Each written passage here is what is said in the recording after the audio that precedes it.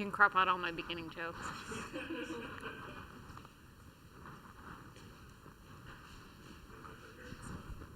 everyone, good evening. Dr. Phil Stokes, Executive Director of Penn, Dixie. You all knew that. Really honored tonight. We have a special guest, Dr. Chaves Yates. Back in, it was probably 2005 or so, I simply knew her as Caitlin. And I met Caitlin at the Byron Day. She was doing archaeological studies and that sort of thing. Was doing ground penetrating radar. And she's a student at Cornell. She went on to greater things, getting a PhD at Boston University in 2014 in Mesopotamian archaeology. She's incredibly well-traveled, and we're really fortunate that she ended up working for us at Penn Dixie this summer for a couple of weeks until she got a really awesome job and said goodbye. I love you anyway. So I'm really excited that she agreed to talk tonight about her research. And without further ado, Caitlin. Thanks, Phil. So maybe Hallie's gonna get a little lights down. But so as Phil said, I have a PhD in archaeology, and my specialization is in ancient Mesopotamia, specifically the early Bronze Age, early sort of cities, urbanization, all of these things that are taking place right around 5,000 years ago. So I'm going to talk about some of that today, but really what I want to go over and talk about, since this is a paleontological site at Penn Dixie, is really how do archaeologists work? How do we do what we do, and how is that different from what paleontologists do and how they do their work? I put my Twitter on here because if you want to tweet me questions or if you want to live tweet it, you can feel free, go ahead. I will totally tweet you back.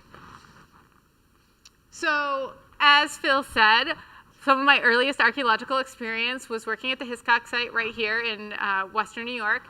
And I unfortunately could not dig up an early photo of Phil to share with you because apparently it was in the dark ages before digital cameras.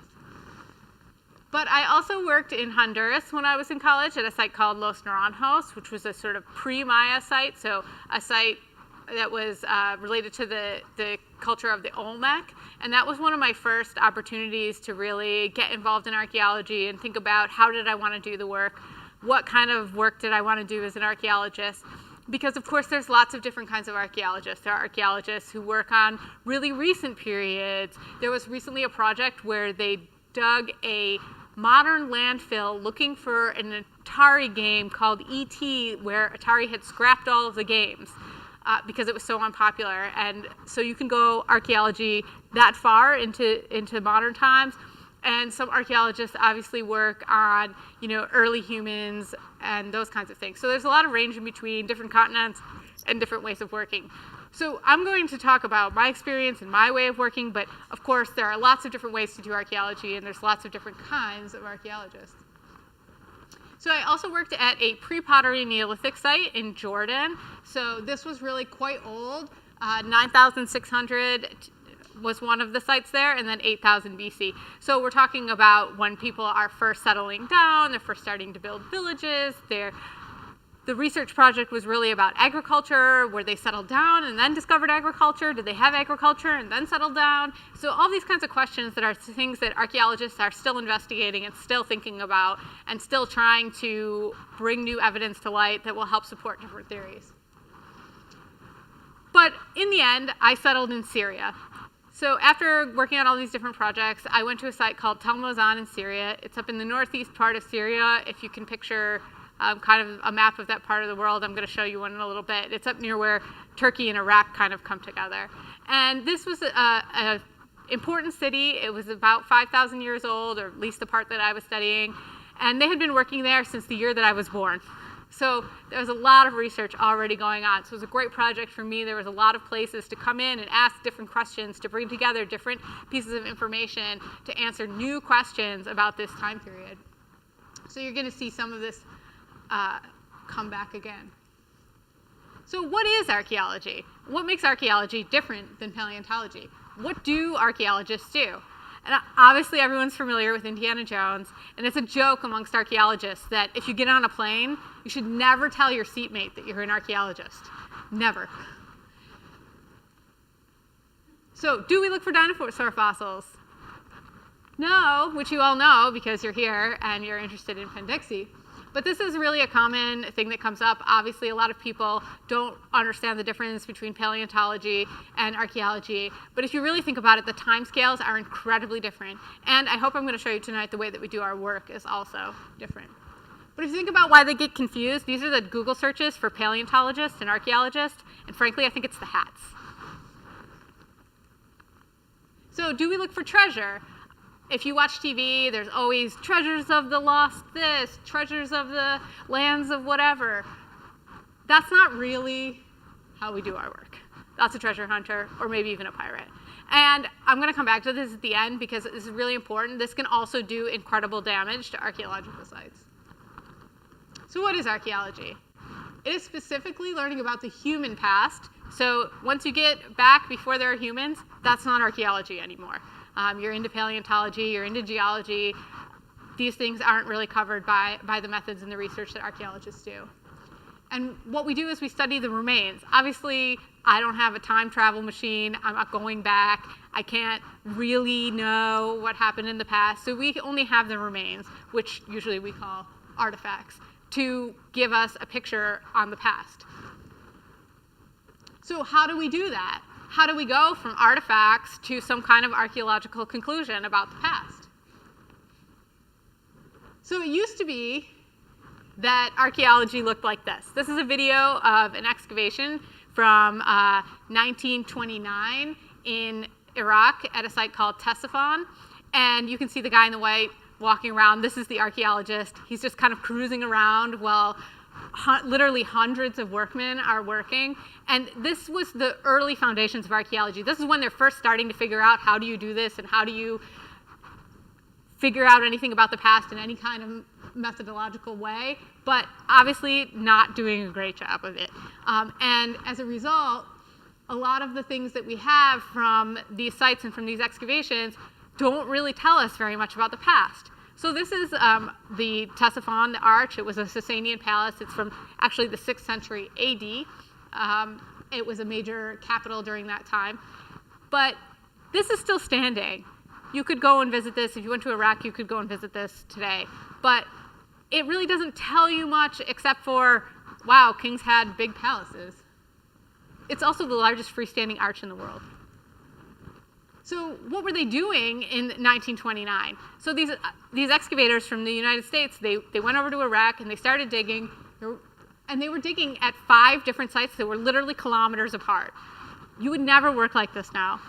And they were just taking all of the pieces for the museum. So you can see they had these really beautiful stucco pieces. So these are made of a sort of plaster. They're used to decorate these fancy palaces that they were finding and elite homes. And you can see on the right an archival photo of what it looked like when they found it. And then on the left is a photograph that was taken last year in the Metropolitan Museum of Art, where the object is currently housed. You can see it's not complete when they found it. So a lot of restoration goes into the object that you would see in a museum or into a sort of treasure, if you will, in a way that modern archaeology is not really about that. Looking at this finished product, I can't tell how it's made. I don't know what part has been restored. I don't know where. This picture doesn't show. Is there a laser on here? Yes. I don't know where this is. I mean, it's just the ground. There's no scale. So it makes for a really nice museum exhibition. So this was a 1930s exhibition at the Met. And in fact, this object was glued together, stucco pieces from 2 different sites. So of those 5 different things that I showed you, they just glued together 2 of them because they were similar enough to make a nice museum object. So we've really come a long way from just looking for objects that look nice and that appeal to people. So we have, for example, this is a stucco with a pomegranate design on it. Okay, cool. Pomegranates we know from texts and from other religious traditions during this time period are really important to the religion called Zoroastrianism. So great, I found this pomegranate stucco. It probably is in rows and rows and rows in a repeating pattern. Probably because the Sasanians are Zoroastrian, they like this kind of design. This is what you can get from this object. Except when we look at where it was actually found, this is one of the few objects where we know where it was found during these excavations, you can see here that it doesn't appear in a repeating pattern. It appears in this like little almost house-shaped pattern. There's only 2 of them, and there's a cross. And then if you look at this image, that is right over here in the corner. So it's kind of like a little niche in the corner of this room at one of these sites. And this is probably an early Christian household. So the pomegranates are not related to Zoroastrianism or to Zoroastrian religion. Instead, it's about fertility and rebirth. And you know that now because we know the context. So archaeologists are all about context. Context. What is context? Context is where you found it. What are the other things around it? How are they related to each other? How does that fit into a larger picture about things that we know about other items or other examples? What is it made of? Where does the things that it's made of come from? If it's made from clay, is that clay from nearby? Is it from far away? If it's made from stone, where did they get that stone? Did they bring it from Turkey, from a volcano? All these kinds of questions are context. And when you just have an object, you can only know what the object tells you. You can only have that tiny glimpse of information. And I was trying to think of a really good example of something that means one thing in one context and one thing in another context. But you know, if you found a brush in your kitchen and you found a brush in your bathroom, they're really different, and you're probably not going to want to use them for the same thing. So if you just have a brush, you don't know whether you can wash your dishes with it or whether it's for cleaning your toilet. So it's really important to know where it came from and what it's used for. So how do I do that? How do I do that in my practice as an archaeologist? How do I take objects and turn them into a conclusion? First of all, no archaeologist works alone. There's always a team.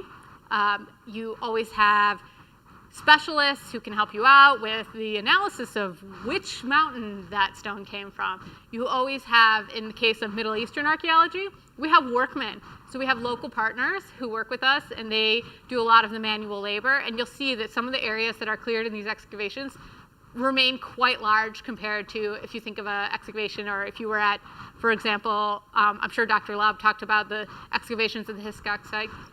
The amount of people power there is much smaller than the amount of people power at a place in the Middle East where you might move huge quantities of dirt. And so therefore the resulting area you can clear is much larger. A lot of it is about documentation. It's about writing down where you found it.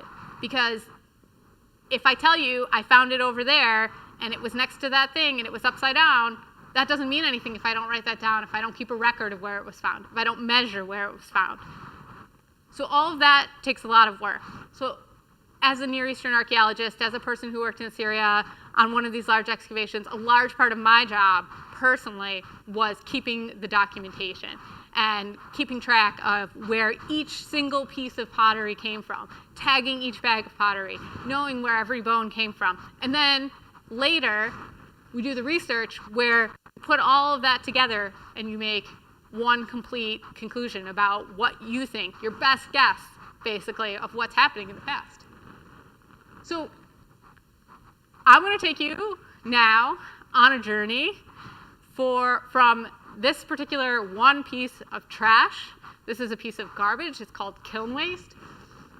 It happens when you're making pottery. It basically is burned up pieces of clay that aren't being used. It's a byproduct. It was trash even in the ancient past, so even 5,000 years ago, no one would have kept this. It's just garbage. So how do you go from a piece of garbage to something interesting that I'm going to write my PhD about, or that you would want to read about in the news? sometimes you find an object like this, and wouldn't that be nice, right? This is from a palace in modern-day Mosul, so in northern Iraq. It has the king, and he's wearing a hat that tells you he's the king. But in case you didn't know, he's written a nice, really long inscription telling you that he's the king, and he's got his eunuch here with him, who you can tell is a eunuch because he doesn't have a beard, and also the inscription tells you a lot about what's happening. You can see some of the material culture that they have. So this is what a bowl looks like. Obviously, bowls comes in different shapes and sizes. This is an example. So if you find something like this and you put it in a museum, you might be able to get a good piece of information out of it. But what are you going to do with this? What are you going to do with your piece of kiln waste? How are you going to turn that into any kind of reasonable conclusion about the past?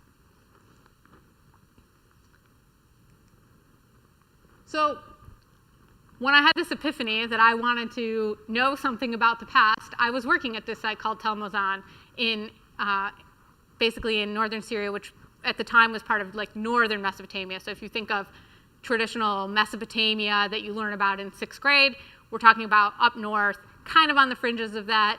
It's a time period when cities are starting to be formed again after a first sort of failure in the 4th millennium.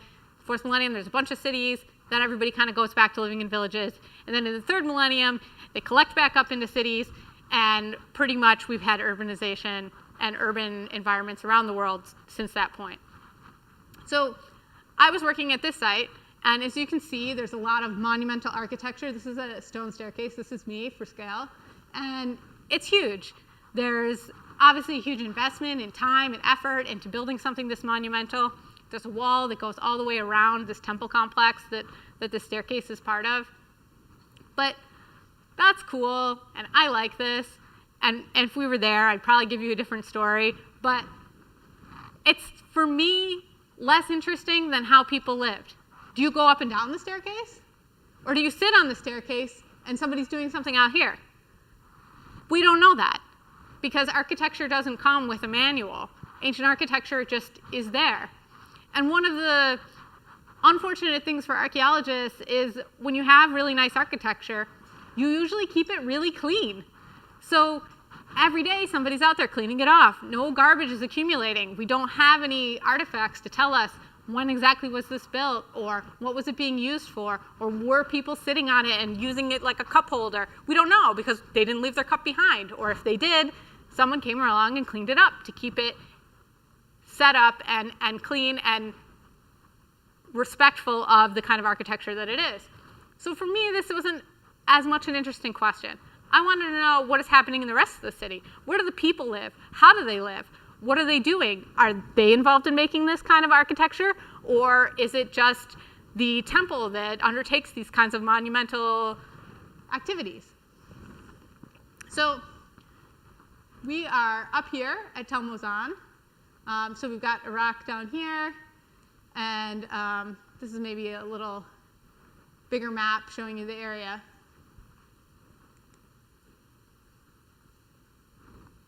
And so what I wanted to know about was, how are these cities, how do they work? Where do these people live? How do they live?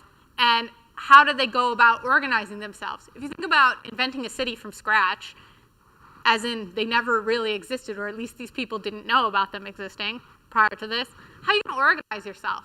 Where are you going to live? Who are you going to live next to? Where are you going to get your lunch from? Where are you going to get your pottery from that you have at your house? Are you going to make it yourself? Are you going to buy it from your neighbor? How are you going to protect yourself from these other cities that are growing up around you? Where are you going to grow your crops? Do you live in the city and go out to your crops, or do you live out by your crops? I had so many questions about this, but I had to boil it down, like I said before, into the kinds of things that you can see as an archaeologist, because I can't just ask, like an anthropologist, do you live by your crops? Where do you keep your animals? You can ask that if you're studying living people. You can't ask that of people in the past. So you have to look for things that are specifically observable, that you as an archaeologist have the potential to find. So together with a lot of research on what other smarter archaeologists have thought about cities, I put together a list of essentially 9 different things that you could look for. So these are the big ones. You got city walls. we know that during this time period, all of the cities, most of the cities, were walled. This is probably as much to keep other people out and protect you as it is to keep wild animals out and just generally contain your population. So somewhat defensive, but also somewhat as a defining boundary. You have to have water. Nobody's bringing water from far away. It has to come right by your city. So you have to look for that. And that's going to be something that people are looking for when they're choosing where to have their city. So if you think about Syria now, you probably picture a desert. But 5,000 years ago, it was much wetter than it is now. There's a lot more water coming from Turkey that's been dammed up in modern times. There was a lot more precipitation in general, so there's a lot more snow in the mountains that would run off. So it was possible to do rainfall agriculture in this area. So in other words, you don't need irrigation. You don't need to bring water to your crops. You just need to be close to a water source for your animals and for yourself, and then you could grow your crops using rainfall. But you need to have enough land. So you got to have places to grow things. So fortunately, in this particular part of the world, it's really flat. So there was tons of space to have agriculture. There's tons of space to keep your herds. To this day, a lot of modern Syrians keep herds of sheep and goats. And then the other thing that happens when you're building a city is you got to get around it. So how are the streets organized? How is that all put together? Are the streets really organized? You know, if you've ever been to, say, Boston, right, and you're in the north end of Boston, all the streets are tiny and they're all windy and none of them make any sense, and somehow you come around a corner and you're back where you started. Or maybe you've been to New York City and everything's on a grid and it really makes sense. Those are different ways of organizing a city, and they mean different things about the time when the city was made. So if you think about the history of Boston and the history of New York and how they expanded and how they grew, all of that is written into the street patterns along with other information about it. So this is an archaeologically observable thing. This is something we can look for and then make interpretations. So then there's a couple more, smaller. So once you have all of those big framework, how do these little pieces fit in? And I'm going to talk a little bit more about the little pieces today because it's more fun. But people have to live somewhere, so they got to have a house. They got to have stuff. So where do you make your stuff? If you have pottery, you got to fire it in a kiln, right? So you got to have a kiln somewhere. How close or how far away do you want that from your house? You got to have food, so you're making that at home? Or is there a bread bakery in your neighborhood? How does that work? Where do you worship? If you think about, for example, if you live in Western New York and you're a Catholic, maybe there's a big basilica downtown, but you probably don't go there every Sunday. You probably go to whatever church is in your neighborhood or in your community. So how did that work? We know there's this big temple in the center of our city. Do people go there? Do they have their own things? They worship at home? How does that work? How does that make people organize their city differently? Where do you put your dead people? I mean, every society's got dead people. You got to put them somewhere. So do you put them far away? Do you put them in a cemetery? Do you burn them up? Do you put them in a jar in the floor underneath your house? Lots of people did that. So how does that tell us about how people understand their space? If you put somebody in the floor of your house, you're probably not planning to move. That's probably your house for a long time. You probably want to stay there by your ancestors. And then administration. How is the government of these ancient cities? How is the king of this ancient city? How are they regulating who's coming and going? Where are the gates? How do they keep track of the things? Are they bringing in products from other cities? Can we even see that? Do we know? Do regular people have access to that, or only elite people? All of these questions were things that I wanted to know. So I've got my 9 categories. Now I'm ready to launch into my, project. Ready? Let's go. Oh, wait. This is the site. It is, to give you another overhead view, it is 247 acres, just this outside part. Not even the high part of the middle city where the palace and the king lived in. The 247 acres. I could excavate several lifetimes and never make a dent in that. I'm never going to be able to do that, even if I could get somebody to give me the money to do that.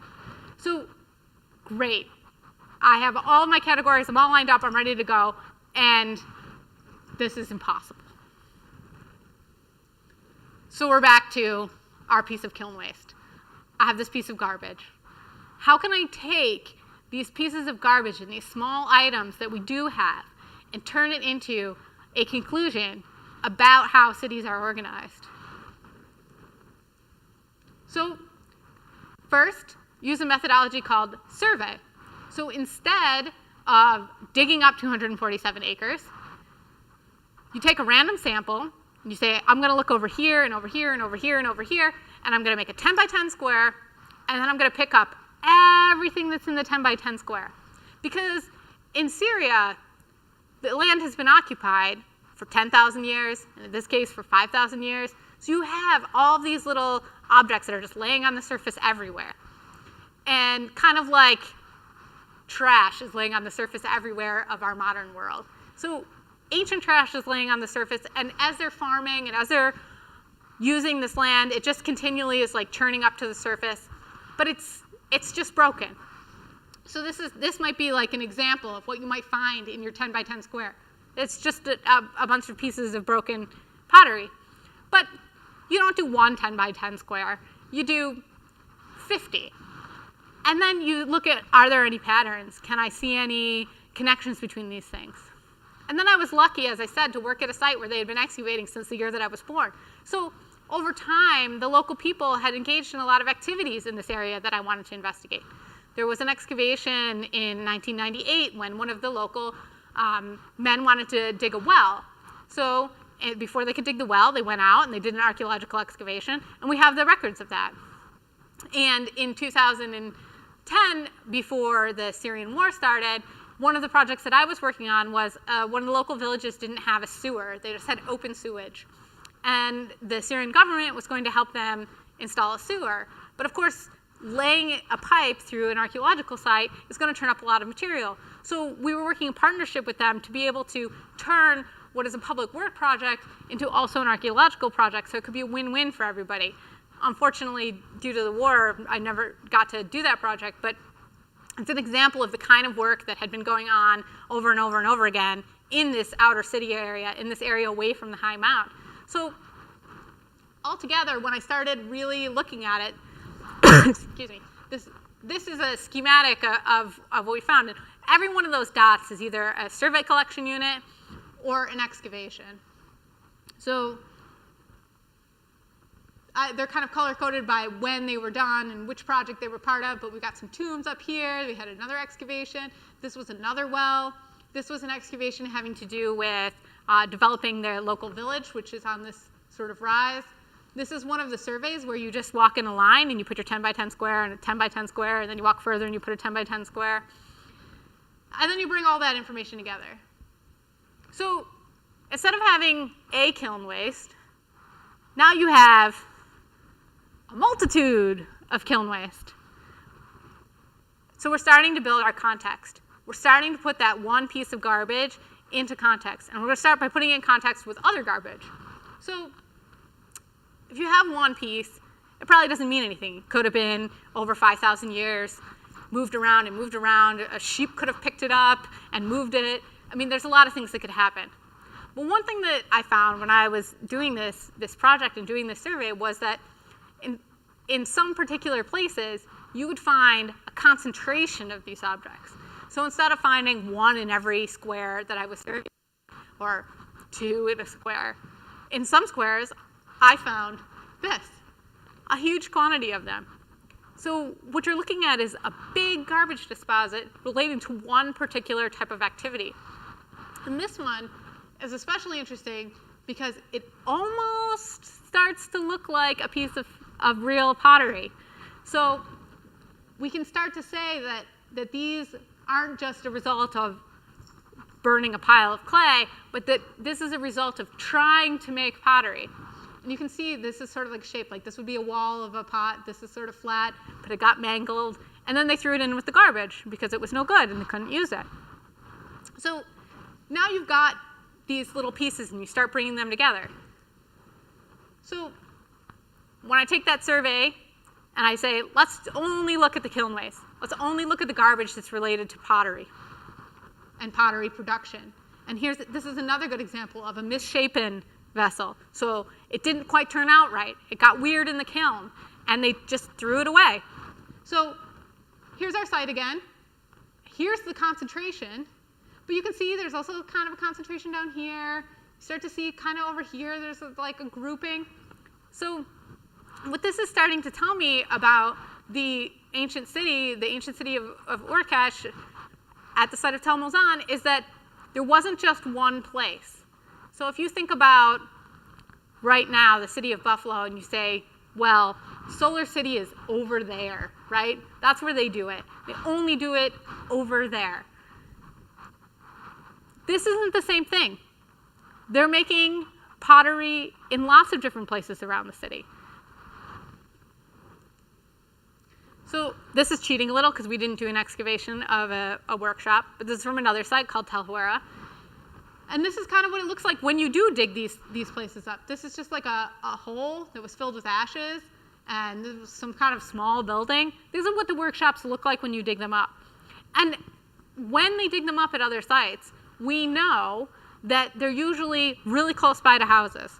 So the idea that we have about, you wouldn't want to do these dirty kinds of tasks or burn a really hot fire in your house, they don't have the same concern. First of all, their house is made of mud, so it's not going to burn down in the same kind of way. But also, the idea of dirt and proximity to your workplace is different. So here's another piece of garbage. This is a piece of garbage. We're back at Tel Mozan, and it's a piece of clay. And it's hard to see because, again, this is in the era before digital photographs. This is like a scan of a scan. But there's like a picture right here. It's a piece of clay. This is an animal. This is a guy. He's stabbing the animal. And when we look at this kind of object, we can see that you have got this nice picture that's been impressed on one side. On the other side, there's an impression of a string. So again, it's just a piece of garbage. It was discarded. It was thrown out. I'm going to show you the context in a minute. But what could this piece of garbage possibly tell us about how cities are organized? Well, I'm glad you asked. What it is you have cylinder seals. So this is an example of a fancy one from the Met. You've got a stone cylinder, and on it is engraved an image. And when you roll the image out, this is a modern day impression of the image. You roll the image out, and it just repeats. So if you were rolling it, it would just repeat and repeat and repeat. Sometimes they have text inscribed on them. The ones from Mozan don't. They just have pictures. And one of the things that these would be used for was closing up things. So if you had a room, right, and like this example here, and you had a rope, and you wrap the rope around it, and then you take clay, because there's a lot of clay available, there's a lot of dirt available. You take that, and you just put a blob of it on there. Okay, great. Now nobody can open it without breaking the blob of clay, and then you would know it would be opened. Except for they could just put another blob of clay on, right, after they close it back up. But not if you take your little picture seal that's only yours and only you have it, and you just roll it over the piece of clay. Because it doesn't matter how you roll it over the piece of clay. Only you have your picture. It's like a signature. So you would know if somebody opened the door. Because when they open the door, they can put a blob of clay back, but they can't put your image back. So it was kind of like a primitive lock. And it's not really about locking it for security like against thieves, but it's about administration. It's about government. And this is the beginning, really, of a heavy bureaucracy that's going to be developing in ancient Mesopotamia. And one of the other things that you can do with it is, this is like modern canning jars, right? You put a cover over it, you tie a string. You can do the same thing. So if you're bringing products from another city, and you want to guarantee that they're really from the other city and that nobody swapped it out in between, well, you cover it up, you put a string around it, you put the blob of clay on it, you have them put their seal. And then when it gets to you and you open it up, well, you just throw the seal away because you don't need it anymore. It's open. It's like a packaging that you would just throw in the garbage in modern times. So what does that tell us about ancient cities? Well, in this excavation area, which it's not great in this image, but you kind of see it's on a rise, a topographic rise outside on the edge of the city. Well, that's the outside of the city wall. So there's a second city wall, big city wall out there. And when they were doing an excavation out there in the city wall, they found this kind of garbage. And it's probably related to bringing things into the city. And at this point where you're bringing things into the city, you've got this point of administration where the centralized government is saying, okay, I'm opening this up, I'm opening this jar, and then just throwing away the piece of clay because they don't need it anymore. And because cylinder seals are hard to make, they're very small, they're often made of precious stone, they're not really something that everybody had. It's not something that Joe, who lives in the outer city and makes pottery inside of his house, he probably doesn't have one. So we know that this kind of administration is happening from a sort of centralized, a governmental position, and is related to a more organized city. So while we were seeing with the example of the workshops, where there's lots of little workshops around, seems to be unregulated, people just have them, when we start to look at things like the city wall and entering and leaving the city, there does seem to be some kind of centralized administration. So what we're looking at is like a spectrum.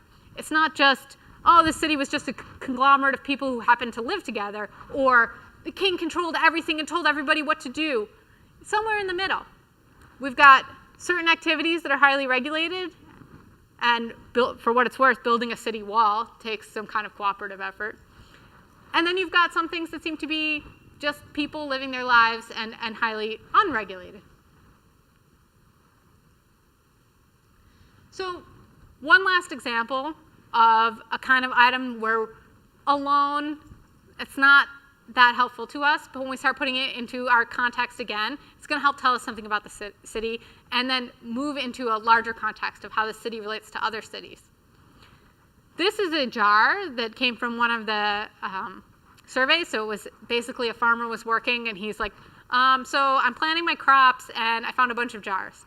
So we go out there, sure enough, there's these kinds of jars. They're dark gray. It's a special kind of ceramic that's called metallic ware. And it's not called metallic because it looks like a metal jar, although I think that would have worked out nicely. But it's actually because when you drop it on a table, it makes a clink, clink, clink noise like metal. And you can tell that this is a special kind because it's fired at a really high temperature. So you have to be a really skilled artisan to be able to make these kinds of pots. It's not an everyday kind of pot. It's not something that everyone can make at home. You have to really be skilled, and you got to have the right clay, and you have to bring it together in the right kind of way. There's lots of imitations of this where you kind of get the same color, but when you drop it on a table, it doesn't make the clink clink noise. So we know that these are special jars and that for some reason, they're only used basically in this shape. At least at our site. At other sites, they have different things. But at our site, we'll only have this small jar, which if we go back to what I was just talking about, you can see how this would be kind of easy to close, right? So you might be able to, it's got a nice lip on the top. It's got a skinny neck, skinnier than the top, so you wouldn't slide up and off. So these are probably coming in from somewhere else. And they're kind of an elite status object, or at least important in some kind of way that we don't understand. And the interesting thing about these is that we pretty much only find them associated with burials. So this is the kind of thing where maybe they were bringing these vessels from somewhere else with whatever's inside of them, which we don't have anymore, and using them to incorporate into tombs. Because at the time when they were burying people in this area, they're often burying them with lots of different vessels. So basically, your whole dinner set is in there with you. And especially these kinds of jars.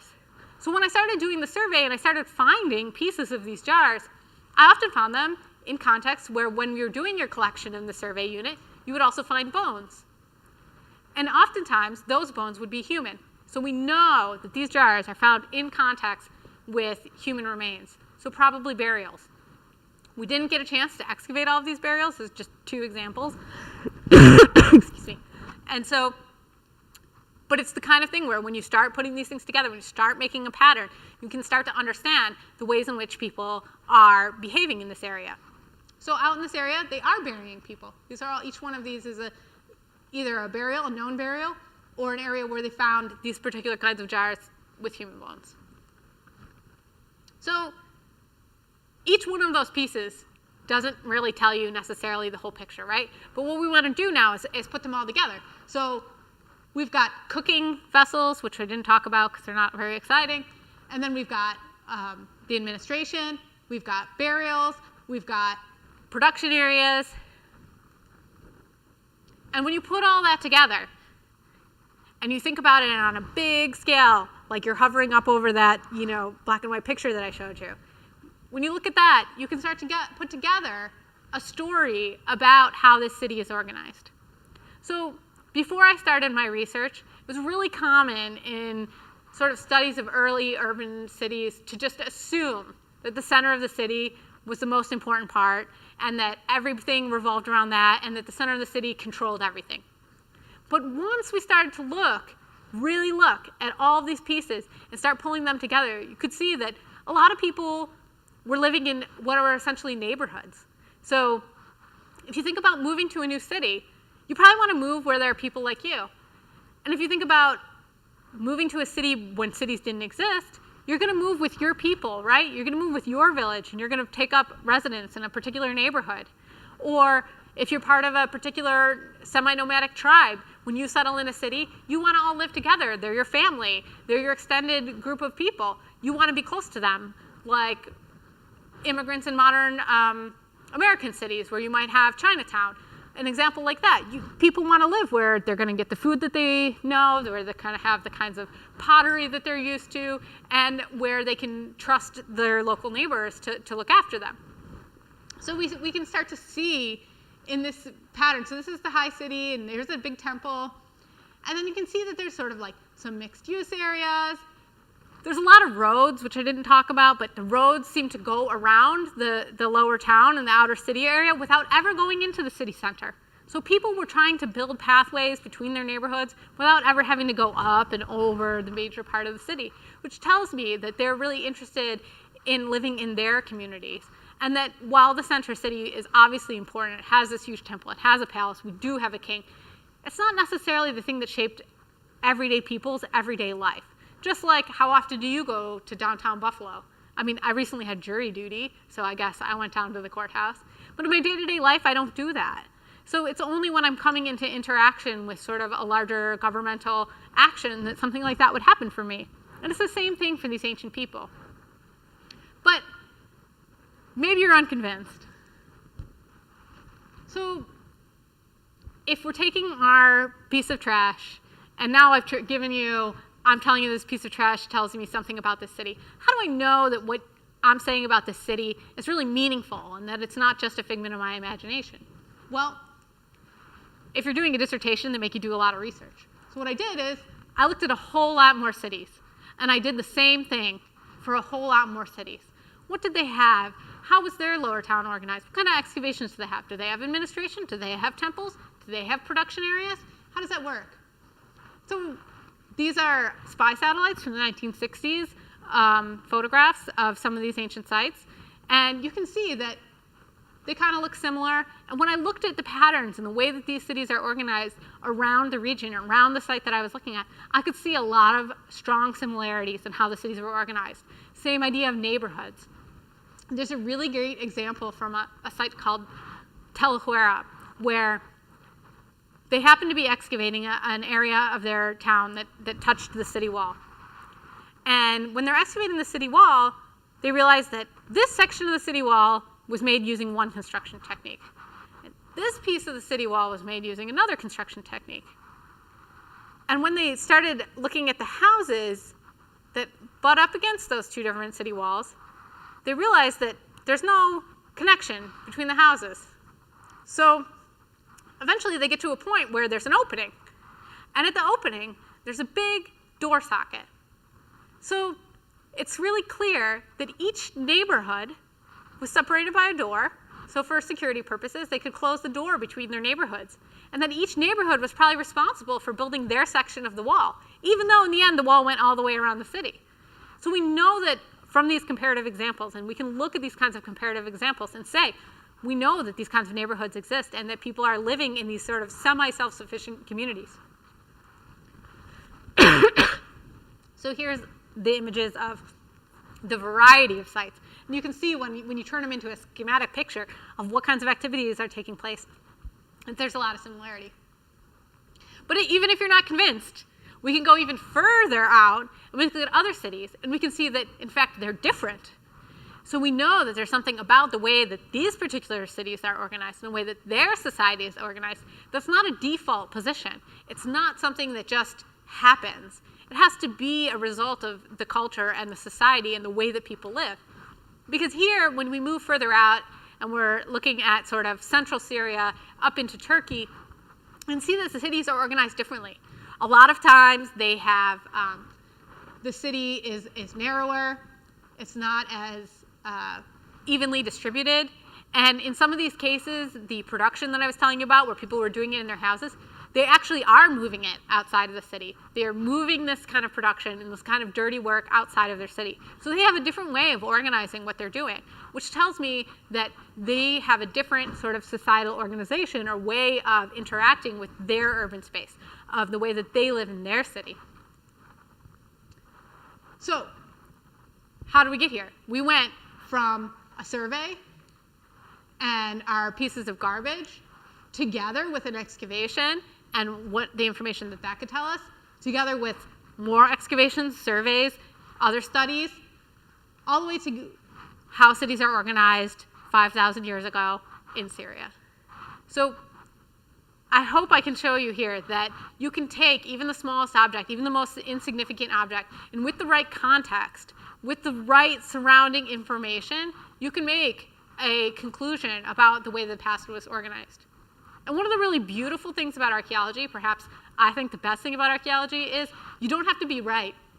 It would be really great if somebody goes and maybe 10 years from now, maybe not tomorrow, 10 years from now discovers that my conclusions are completely wrong because we have new evidence, because someone gave them $10 million to excavate all 247 acres. Well, that would be great. And that's the beauty of archaeology, that each piece builds on the pieces that came before it, and each piece has the potential to really change the way that we think about things.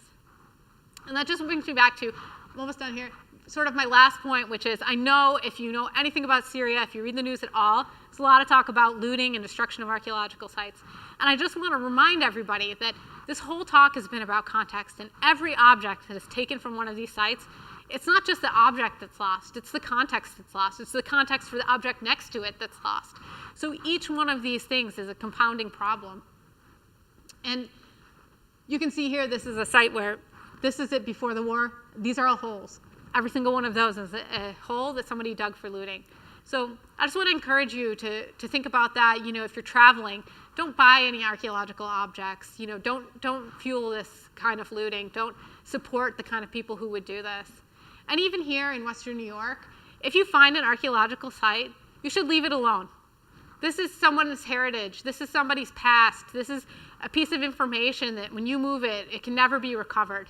So if you do find an archaeological site, I've just put here at the end of my presentation, you can contact our State Historic Preservation Office.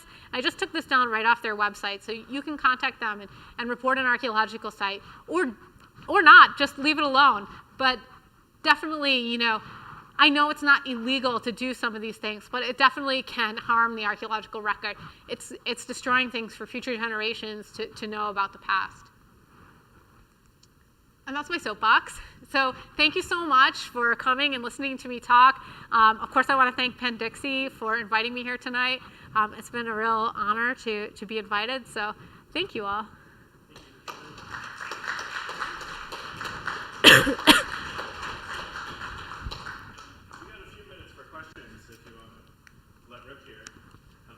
I failed to mention that after her PhD, Dr. Chaves Yates worked at the Metropolitan Museum of Art in New York City.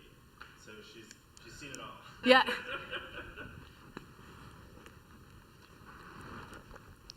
Questions? Whoa, whoa. Okay.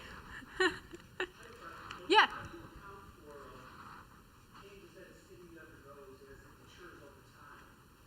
One of the things that I remember, but I don't know if this is still accurate, that older cities here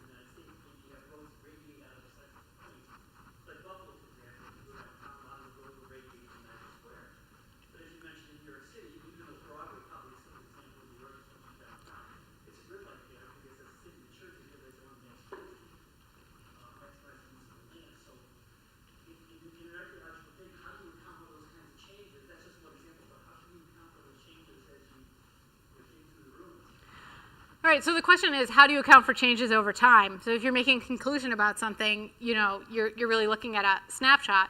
And the answer is, it's extremely difficult. So ideally, you're looking for, if you want to answer a question like this, you want to look for a city that was like destroyed, because then, it's going to be a snapshot, a moment in time, what it looked like when that happened. But one of the things that we definitely look for are the changes. So for example, in houses, often when you're looking at a house, you're looking at a snapshot in time. But you can see like where walls were added. So maybe you have a house and it was a really big house. And then you can see there's like a weird wall that's made of different kind of brick. And then suddenly the house has 2 kitchens. And you're like, oh, well, they divided this house into 2 houses so that, 2 families could live in it. So you're looking for those kinds of changes. When you're looking at a survey, you don't really get that.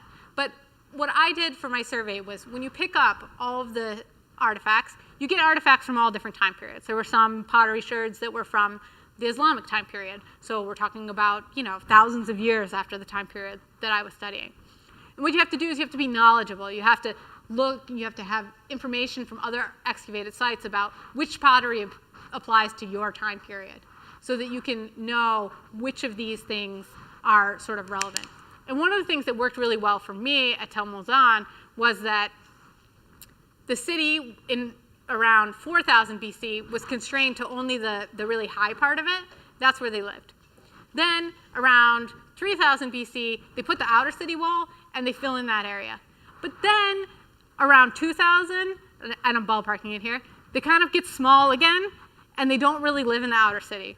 So it was really lucky for me that I got one of these sort of windows. And I mean, I'm talking about a 1,000-year window, so we're not really narrow here, but a window. So it's not 5,000 years of people changing and doing this. And the other thing that's really helpful is a lot of these things don't change. If you go to England and you want to walk from this village to that village, it's probably the same pathway through the hills that it was when those villages were built. Because people sort of optimize the way that they use their landscape, the way that they use the things around them. So if you have a city and it's 1,000 years ago, somebody's like, let's put in a road that goes all the way around it so that you don't have to go over the top. Well, you're probably not going to be 500 years in and be like, hey, let's change the path of our little road. No, because all the houses have been built up against it and all of the buildings are there already. So it's sort of the path of least resistance to just keep using the roads that you have, even if they're not really functional anymore or don't serve your needs. Yeah.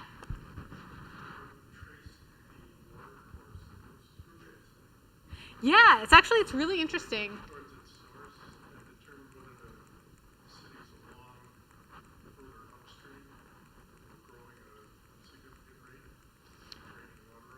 So one of the really interesting things about the way that this is organized is all of these, north of the site is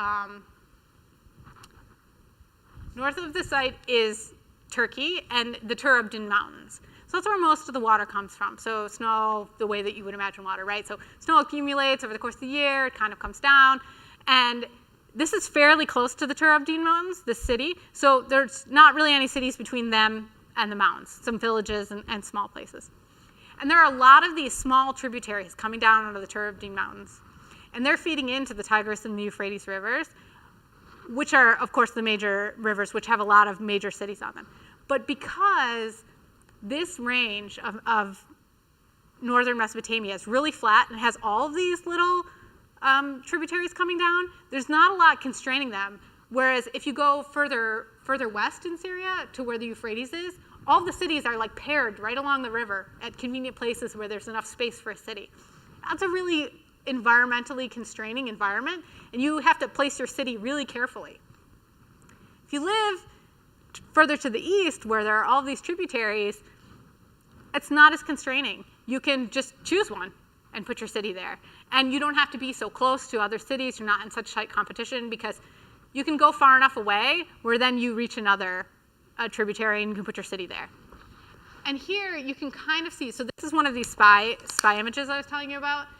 This dark line here and here is the ancient watercourse. It's not a watercourse now, but the landscape preserves this kind of information. And when you look from far enough away, or if you use, now we wouldn't just take pictures, we would use LiDAR or something like that, but you can see it. So you can see this water, of course, came like right here. And there's actually a point where it came through the city that they would have kept part of this small tributary running right through their city, because then you have access to the water right inside your city instead of even having to go out, which is convenient because they're probably living side by side with their animals too, so you got to give them water.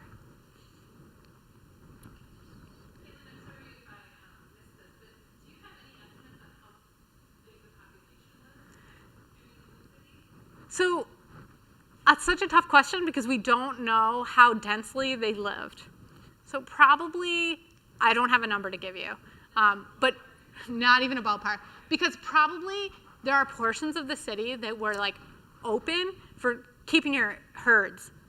So it's hard to know, like, without excavating, how much or how big and how many people would live in one of these houses, because you and I wouldn't live like that. You know, I live in a small house and it's probably like 1,200 square feet. And like, these houses are way smaller than that, and they maybe had 10 people living in it. How do you approximate that? How many houses, how many people? So what's the definition of city versus like a village? Is there an archaeological? So it's something that archaeologists have been debating for a really long time. But basically, if you reach a critical point where you have enough people where some of them are doing specialized activities, where you have some kind of monumental works where it would require multiple people to come together to do it. Some people think writing, but that's a toss-up. It should be substantially larger. So there are villages during this time period, and they are much smaller. They're, you know, some of them are the size of this room, you know. So the scale, this is not big for like a modern city, obviously. So it's about relative scale and the society that it's in, things like that. Yeah. Do these cities have, you mentioned that the rivers and tributaries were around, you also mentioned that that area is rather flat. Were there large floodplains associated with these? It's not that much water. It still is like borderline. You might have dry years where people in your city starve.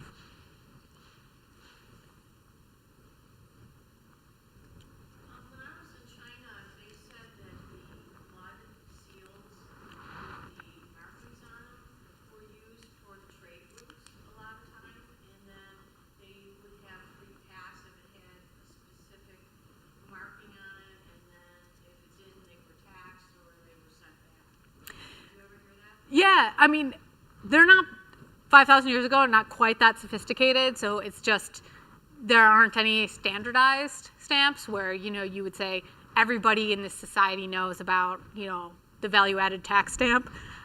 Instead, it's more individual, but there's a lot of sort of the images on them sometimes probably would have told ancient people something that we are not sure about. Like, does it have Gilgamesh on it? Does it have a picture of a god on it? You know, that maybe means something, but we don't have the preservation of so many of these clay pieces, because of course it's just a piece of clay. So if it doesn't get accidentally burned, over 5,000 years it melts back into being, you know, clay again. So it's hard to know if there are any patterns in the distribution of them.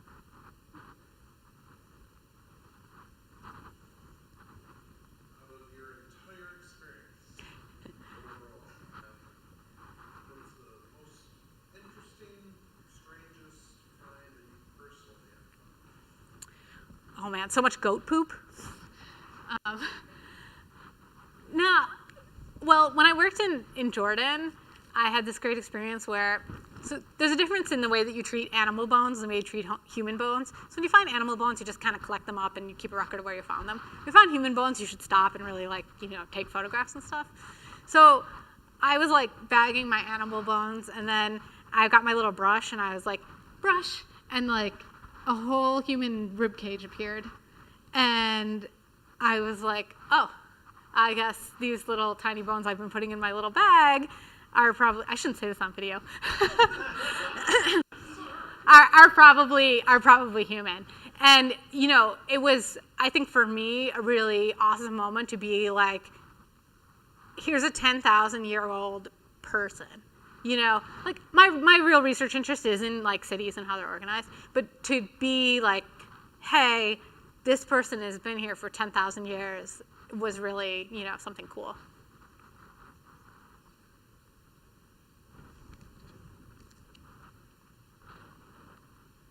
Thank you, Doctor. Thanks.